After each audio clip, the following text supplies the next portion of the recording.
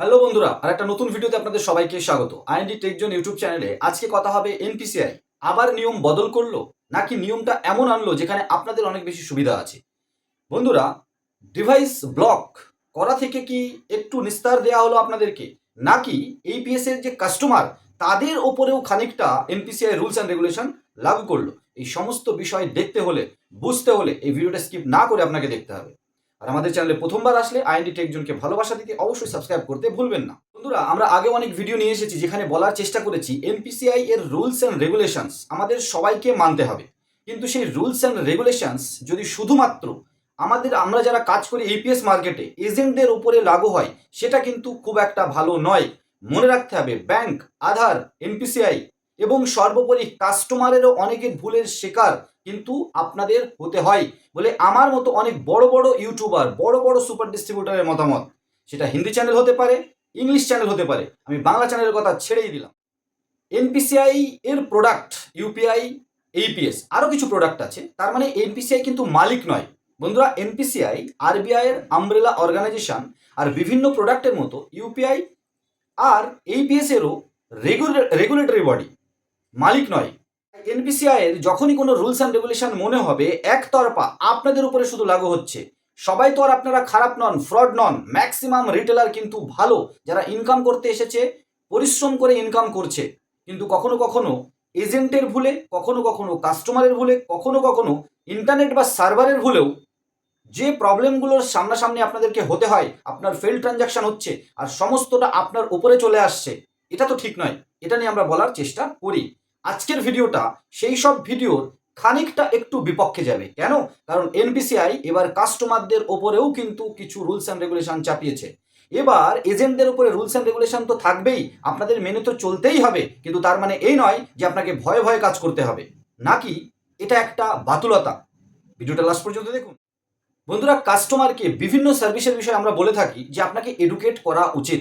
Customer যারা আসছেন, যারা ব্যাংক ব্রাঞ্চে যাচ্ছেন না, যারা এইপিএস এর মাধ্যমে টাকা উইথড্র করতে আসছে, ভারত সরকার আধারের মাধ্যমে, আরবিআই এবং তার আমব্রেলা অর্গানাইজেশন এনপিসিআই মাধ্যমে যে ব্যাংকিং সিস্টেমটাকে যে গতি দেওয়ার চেষ্টা হচ্ছে, সেখানে কাস্টমারদের ফিনটেক বিষয় শিক্ষাটাও কিন্তু একটা ম্যাটার করে। আর আপনারা এখানে ভ্যালুয়েবল একটা স্টেপ কিন্তু আপনাদের নেওয়া উচিত। অনেকবার একই কাস্টমারের বারবার ফিঙ্গারপ্রিন্ট নেবেন না, এটা অনেক দিন আগে থেকে এনপিসিআই মানা করছে। এটা ফ্রড টাইপের ট্রানজাকশন করার মতো দেখতে লাগে। বারবার ফিঙ্গারপ্রিন্ট নিচ্ছেন আর ফেলড হচ্ছে।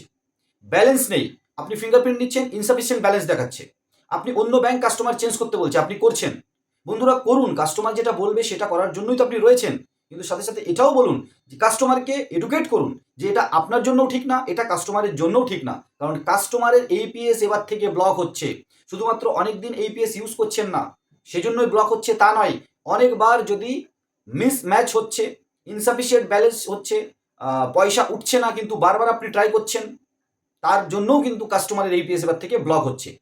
সাথে সাথে এজেন্টের ট্রানজাকশানের পরে বিভিন্ন কোম্পানি সেই ট্রানজাকশানের উপরে কিন্তু নজর রাখা শুরু করছে এনপিসিআই এর মতো।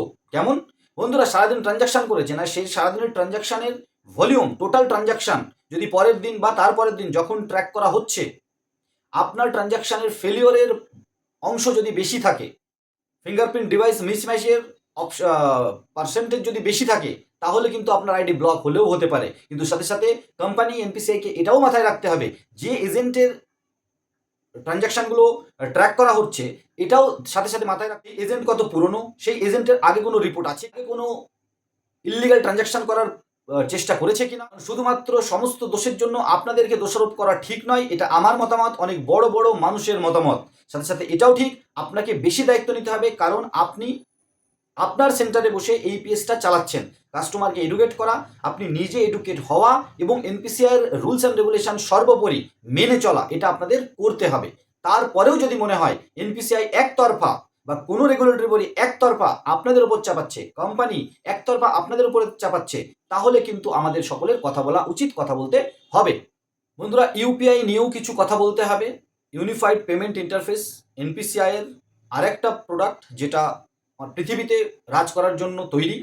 কিন্তু এখানেও বিভিন্ন ধরনের ফ্রড হচ্ছে। ইউপিআই পিন দিয়ে কাস্টমারের থেকে পয়সা নিয়ে নিচ্ছে, তার উপরেও কিন্তু অঙ্কুশ কষার জন্য এনপিসিআই উঠে পড়ে লেগেছে। বিভিন্নভাবে ফিল্টার লাগানো হচ্ছে, বিভিন্নভাবে কাস্টমারকে সুরক্ষিত রাখার চেষ্টা করা হচ্ছে। এই কাস্টমারের সাথে সাথে আপনারা কিভাবে সুরক্ষিত থাকবেন তার কিছু কথা আমরা বলবো। বন্ধুরা, পেটিএম পেমেন্ট ব্যাংক মানি লন্ডারিংয়ের জন্য পেনাল্টি খেয়েছে প্রায় 5.5 কোটি টাকা, আমরা ভিডিও এনেছি। বন্ধুরা, এই পেটিএম পেমেন্ট ব্যাংকের ওই ধরনের ট্রানজাকশানের জন্যই কোনো গেম খেলতো, এবং সেটা কোনো সরকারি চাকরি করা বা টেম্পোরারি বেসে চাকরি করা কোনো একটা পার্সন পেটিএম পেমেন্ট ব্যাংকের গ্যাম্বলিং বা গেমের থেকে ইনকাম করা টাকা কোনো আপনাদের মতো একজন এপিএস সার্ভিস প্রোভাইডারের কাছে গিয়ে কিউআর কোড স্ক্যান করে তাকে পেমেন্ট করেছে আর ক্যাশ নিয়ে নিয়েছে, যেটা টোটালি ইললিগাল। সে কিন্তু সাইবার ক্রাইমের দরজায় দৌড়াদৌড়ি করছে। কেন? কারণ টাকাটা এসেছিল যে অ্যাকাউন্ট থেকে, সেই অ্যাকাউন্টে ইললিগাল ট্রানজাকশন করা হয়েছে, সেই অ্যাকাউন্টের টাকা আপনি নিয়ে একটা মোটা অ্যামাউন্ট সেটাকে ক্যাশ দিয়ে দিয়েছেন। বন্ধুরা, এটা করা থেকে বিরত থাকুন। বন্ধুরা, এনপিসিআই রুলস অ্যান্ড রেগুলেশন একদম 100% আপনাদের মেনে চলা উচিত। আমরা মেনে চলি। সাথে সাথে আমাদের মাথায় রাখতে হবে সমস্ত দোষের ভার যেন এজেন্টদের দেয়া না হয়। আর এজেন্টরা যদি ভুল করে, ইচ্ছা করে যদি আনঅথরাইজড ট্রানজাকশন করার চেষ্টা করে, তাহলে অবশ্যই তার সাজা পাওয়া উচিত। সমস্ত সিস্টেম যদি ওকে থাকে, আপনার পক্ষে থাকে, আপনি ইলিগাল ট্রানজাকশন করবেন না, এটাকে আপনি এডুকেট হন আপিয়েতে। আর কাস্টমারকে এডুকেট করুন যে আনঅথরাইজড ট্রানজাকশন ঠিক এইভাবে হয়, বারবার ট্রাই করা হয়, বারবার চেষ্টা করা হয়। এটা কাস্টমারকে বোঝাতে হবে যে আপনি বারবার করছেন মানে আমি যতই ভালো দোকানদার হই, আপনি যতই ভালো কাস্টমার হন, আপনার ইপিএস ব্লক হতে পারে, আপনার আইডি ব্লক হতে পারে। কারণ আপনি যদি কাস্টমারকে এডুকেট করাতে পারেন যে আপনার আইডি ব্লক হলে আবার ব্রাঞ্চে যেতে হবে, লম্বা চক্কর কাটাতে হবে, তারপরে হয়তো এইপিএস আইডি আবার খুলবে, তাহলে আপনার ট্রানজাকশনে অসুবিধা হবে, ব্রাঞ্চ দূরে, সেই জন্য তো আপনি এইপিএস ট্রানজাকশন করতে আসেন। তাহলে সমস্ত কিছু লিমিটেশন, সমস্ত কিছু যদি রুলস অ্যান্ড রেগুলেশন থাকে, আপনার উপরেও আছে, আপনাকে বোঝাতে হবে, কাস্টমারের উপরেও আছে। আর দুই মেলবন্ধন যদি আপনার ঠিকঠাক এডুকেট হয়ে যান, তাহলে কিন্তু আপনার আইডি ব্লক, আপনাদের ওয়ালেট ব্লক, কাস্টমারের এই প্লাস ব্লক, এগুলো কিন্তু খুব একটা হবে না। বন্ধুরা, এই ভিডিওটা অনেক বেশি শেয়ার করুন যাতে সমস্ত রিটেলার, সমস্ত কাস্টমারের কাছে এটা পৌঁছায়। সাথে সাথে ইউপিআই নিয়ে যে কথাগুলো আমরা বললাম, আর আশা করি আজকের এই ভিডিওটা দেখার পরে কন্টিনিউ আমাদের ভিডিওগুলো আপনারা দেখবেন আর সাবধান হয়ে কাজ করবেন। বন্ধুরা, এনপিসিআই আপনাদের জন্য, এনপিসিআই কোনো প্রোডাক্ট বা আপনাদের মালিক নয়। সাথে সাথে এটাও মাথায় রাখতে হবে, রেগুলেটরি বডি যে রুলস অ্যান্ড রেগুলেশনগুলো আমাদের জন্য, আপনাদের জন্য আনছে, সেটা যদি সিস্টেমের জন্য ভালো হয়, সেখানে যদি সবটা মেনে আপনাদের ভালো হয়, তাহলে আপনাদের অবশ্যই মেনে চলা উচিত। যখনই মনে হবে যে না, এই জায়গাটায় আমার ভুল নয়, এটা অন্য কোনো সিস্টেম বা অন্য কোনো পার্টির ভুল, কাস্টমার হতে পারে, কোম্পানি হতে পারে, ব্যাংক সার্ভার, এনপিসিআই বা আধার সার্ভার, কিন্তু চাপানো হচ্ছে আমার উপরে, সেখানে অবশ্যই প্রোটেস্ট করতে হবে। আর এটাকে যদি কেউ খারাপ ভেবে থাকে, তার পার্সোনাল ওপিনিয়ন, আমাদের পার্সোনাল ওপিনিয়ন, আপনারা কার সাথে আছেন, আপনাদের জন্য কারা আছে, আপনাদেরকে খুঁজে বের করতে হবে। বন্ধুরা, ছোট্ট এই ভিডিওটা স্কিপ না করে দেখার জন্য অনেক ধন্যবাদ। নতুন একটা ভিডিও নিয়ে খুব তাড়াতাড়ি। সাথে একটা কথা বলে দিই, ভিডিওর মাধ্যমে আপনাদের এডুকেট করা, ভিডিওর মাধ্যমে আপনাদের ইনফরমেশন, টোটালি ভিডিও দেখুন, শেয়ার করুন, লাইক করুন, ভালোবাসা দিন, কমেন্টস করুন, আপনারা জবাব পেয়ে যাবেন ফ্রি অফ।